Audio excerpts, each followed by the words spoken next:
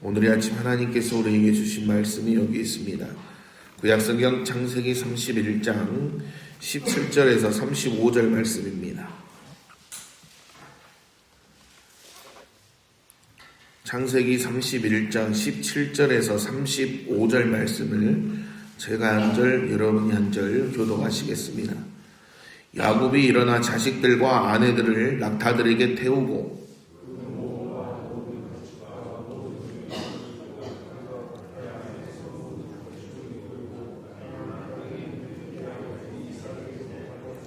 그때 라반이 양털을 깎으러 갔으므로 라헬은 그의 아버지의 드라빔을 도둑질하고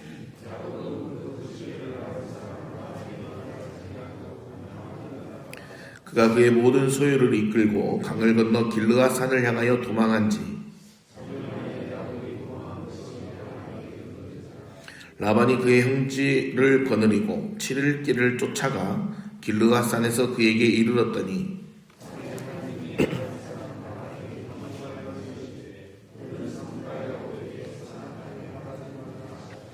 라반이 야곱을 뒤쫓아 이르렀으니 야곱이 그 산에 장막을 친지라 라반이 그 형제와 더불어 길르앗 산에 장막을 치고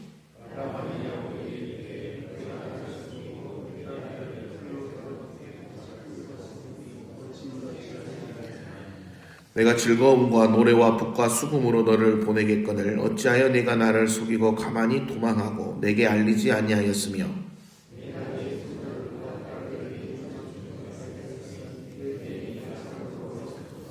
너를 해할 만한 능력이 내 손에 있으나 너희 아버지 하나님이 어젯밤에 내게 말씀하시기를 너는 삼가 야곱에게 선악간에 말하지 말라 하셨느니라.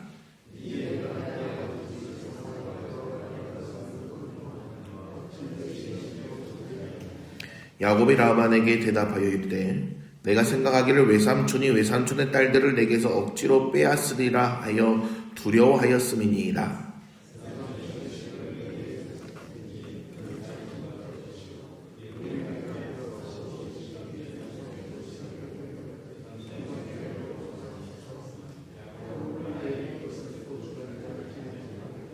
라반이 야곱의 장막에 들어가고 레아의 장막에 들어가고 두 여종의 장막에 들어갔으나 찾지 못하고 레아의 장막에서 나와 라헬의 장막에 들어가매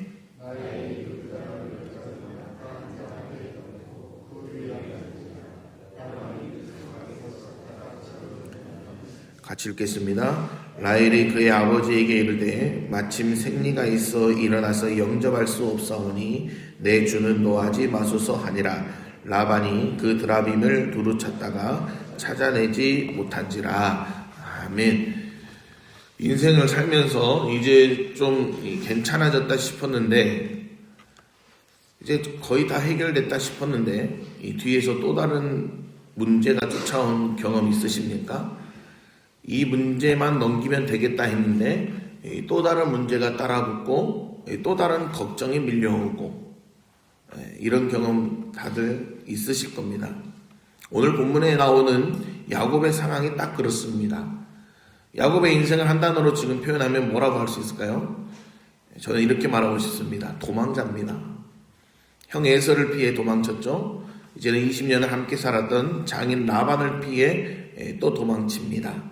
17절 18절 이렇게 말합니다. 야곱이 일어나 자식들과 아내들을 낙타들에게 태우고 그 모은 바 모든 가축과 모든 소유물 곧 그가 바단 아람에서 모은 가축을 이끌고 가나안 땅에 있는 그의 아버지 이삭에게로 가려 할세라고 말합니다. 가족들을 태우고 재산을 챙기고 라반 몰래 떠납니다. 도망치는 거죠. 그런데 여러분 도망치면 끝일까요? 도망치면 끝납니까? 아니죠. 라반이 이 소식을 듣고 무려 7일 동안 추격해 옵니다.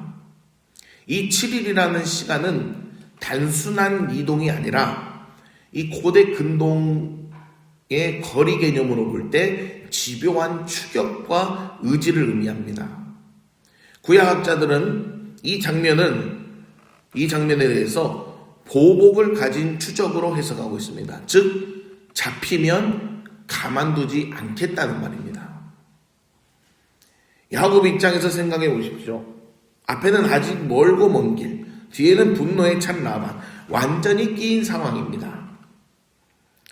여러분의 인생에도 이런 순간이 있지 않으십니까? 이제 좀 살겠다 싶은데 뒤에서 문제가 다시 나를 쫓아오는 순간, 오늘 우리에게 주신 말씀을 통해서 그때 하나님이 어떻게 일하시는지를 함께 보기를 원합니다.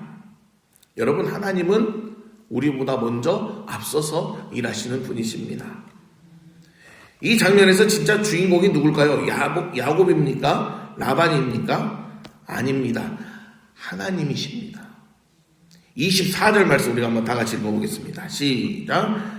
밤에 하나님이 아람 사람 라반에게 현몽하여 이르시되 너는 삼가 야곱에게 선악간에 말하지 말라 하셨더라. 아멘. 하나님께서 라반의 꿈에 나타나십니다. 여기서 중요한 점은 하나님이 언약 백성인 야곱에게 먼저 나타나신 것이 아니라 이방인인 라반에게 먼저 개입하셨다는 사실입니다. 그리고 말씀합니다. 너는 삼가 야곱에게 선악간에 말하지 말라고 하십니다. 히브리어 원문으로 보면 좋은 말이든 나쁜 말이든 아무것도 하지 말라는 뜻입니다. 구약 주석가들은 이 부분을 이렇게 표현합니다. 야곱에게 어떤 형태로든 영향력을 행사하지 말라. 위협도 설득도 회유도 모두 금지된다는 겁니다. 즉 라반에게 하나님은 단순히 말하지 말라는 것이 아니라 행동 자체를 아예 제한해 버리셨습니다. 여러분, 이 장면이 얼마나 놀라운지 아십니까? 야곱은 지금 모릅니다. 라반이 쫓아오고 있는 것도 모를 수 있습니다. 그런데 하나님은 이미 아셨습니다. 그리고 어떻게 아십니까? 야곱에게 알려주지 않고 라반을 먼저 찾아가십니다. 여러분, 이게 바로 은혜입니다. 구약 성경을 보시면 하나님께서 종종 이방인에게 꿈으로 나타나셔서 경고하시는 장면이 있습니다. 창세기 20장에서 하나님이 아비멜렉에게 나타나 사라를 건드리지 못하게 하셨던 것처럼 말입니다. 구약학자들은 이 장면을 이렇게 설명합니다. 하나님은 언약 백성뿐 아니라 그들을 해하려는 자들에게도 직접 개입하셔서 당신의 뜻을 이루신다고 말입니다. 사랑하는 여러분, 하나님은 내 상황만 다루시는 분이 아니라 나를 둘러싼 사람까지도 다루시는 분이라는 사실을 잊지 마시기를 바랍니다. 29절을 보면 라반이 이렇게 말합니다. 너를 해할 만한 능력이 내 손에 있으나 너희 아버지 하나님이 어젯밤에 내게 말씀하시기를 너는 삼가 야곱에게 선악간에 말하지 말라 하셨느니라. 아멘. 여러분, 이 말이 무슨 뜻일까요? 내가 할 수 있었는데 못했다는 것입니다.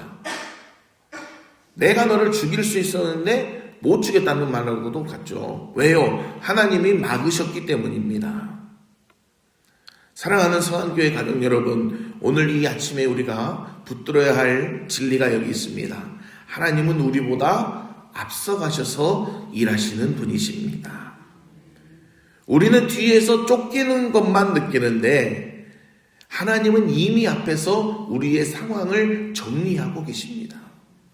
우리는 문제를 보고 두려워하는데 하나님은 이미 그 문제의 입을 막고 계십니다. 여러분이 알지 못하는 사이에 하나님은 이미 사람의 마음을 움직이시고 상황을 바꾸시고 보이지 않는 곳에서 일하고 계시다는 사실을 믿으시기를 바랍니다. 그래서 오늘 이 아침 우리는 이렇게 고백할 수 있어야 돼요. 내가 지킨 게 아니라 하나님이 지켜주고 계시구나. 그런데 우리의 모습은 어떻습니까? 온전히 하나님만을 바라보고 있습니까? 우리는 그렇지 못하잖아요. 우리는 그라빔에 붙들고 있습니다. 자, 여러분, 오늘 본문을 보시면 하나님이 이렇게 일하고 계시는데도 아주 묘한 장면이 나오죠. 바로 라헬과 드라빔입니다. 라반이 쫓아온 이유 중 하나가 무엇입니까? 내 신을 왜 훔쳐갔느냐? 내 신을 왜 훔쳐갔느냐? 여기서 말하는 신이 바로 드라빔입니다. 이 드라빔은요, 단순한 우상이 아닙니다. 고대 근동 문헌과 누지에 따르면 이 드라빔은 단순한 종교적 물건이 아니라 가문의 상속권과 재산권을 상징하는 법적 증표였습니다. 그래서 라헬의 행동은 단순한 도둑질이 아닙니다.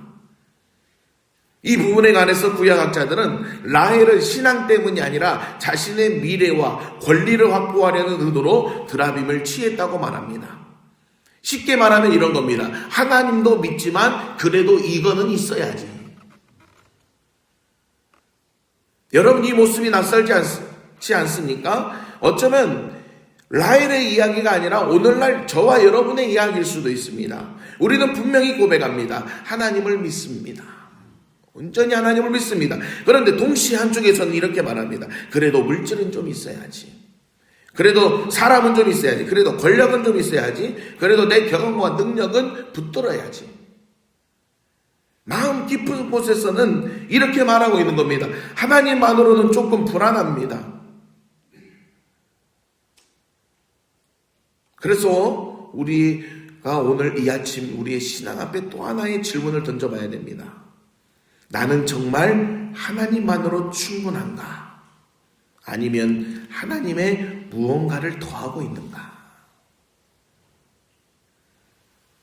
성경은 여기서 멈추지 않습니다. 그 마음이 결국 어디로 가는지를 보여주는 장면이 나옵니다. 자, 우리 34절 말씀 한번 같이 읽어볼까요? 시작. 라헬이 그 드라빔을 가져 낙타 안장 아래에 놓고 그 위에 앉은지라 라반이 그 장막에서 찾다가 찾아내지 못하매. 아멘. 라헬이 그 드라빔을 어디에 숙입니까? 낙타 안장 아래에 놓고 그 위에 앉아버립니다. 여러분, 이 장면이 무엇을 보여주고 있습니까? 우리가 붙들고 있는 그것의 실체입니다. 사람이 숨겨줘야 됩니다. 사람이 지켜줘야 됩니다. 사람이 들고 다녀야 됩니다. 여러분, 이게 무슨 신입니까? 그런데 우리는 그 위에 앉아 있으면서도 그것이 나를 지켜준다고 착각하고 살아갑니다. 라헬의 모습이 바로 오늘 저와 여러분의 모습입니다. 여러분, 오늘 이 새벽에 또한 우리에게 질문해 봅시다. 나는 지금 무엇이에 앉아 있는가? 온전히 하나님입니까? 아니면 드라빔입니까? 야곱은 말합니다. 누구든지 드라빔 가진 자는 살지 못할 것이라고 말합니다. 야곱은 몰랐습니다. 라헬이 가져온 것을 몰랐습니다. 그런데 함부로 말해버립니다. 그리고 결국 이 말이 라헬의 죽음과 연결되는 비극의 씨앗이 됩니다. 여러분, 우리는 살아가면서 쉽게 말합니다. 분노할 때 말하고 확신할 때 말하고 모를 때도 말합니다. 그런데 그 말이 누군가에게 상처가 되고 인생에 영향을 줄 수 있습니다. 라반도 마찬가지죠. 말은 번지르르 합니다.